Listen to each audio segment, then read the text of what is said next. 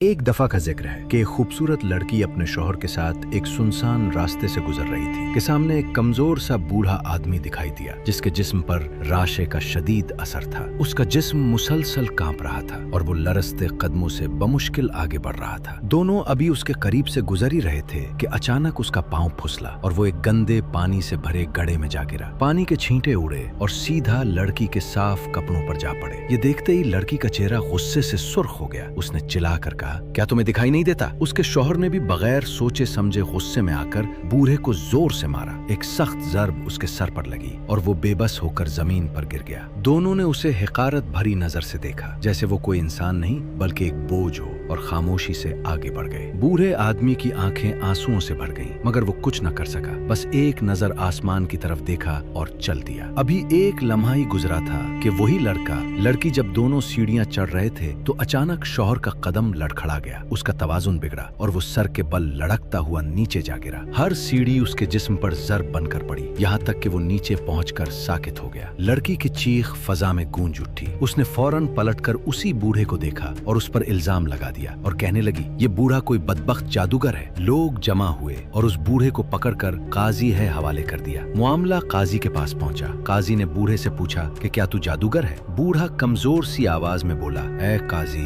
میں اپنی بیماری کی وجہ سے زمین پر گرا، مگر ان لوگوں نے میری مدد کرنے کی بجائے مجھے مارا۔ میں کچھ نہ کر سکا، بس اللہ سے کہا کہ اے رب، تو اپنی قدرت مجھے بھی دکھا دے اور اسے بھی۔ یہ سن کر قاضی نے لڑکی کی طرف دیکھا اور گہری آواز میں کہا، تمہارے شوہر کو اس بوڑھے نے نہیں مارا، بلکہ تمہارے غرور نے اسے ظلم پر اکسایا اور مظلوم کی دعا نے اسے انجام تک پہنچایا۔ یاد رکھو، مظلوم کی دعا اور اللہ کے درمیان کوئی پردہ نہیں ہوتا۔ ظلم کبھی رائے گا نہیں جاتا۔ اس دنیا میں ہر عمل کا بدلہ ہے اور آخرت میں مکمل حساب ہوگا۔ اس لیے اپنے دل کو صاف رکھو، اپنے رویوں کو انصاف سے سجاؤ، کیونکہ انسان کی اصل قدر اس کے تقوی اور عدل سے پہچانی جاتی ہے۔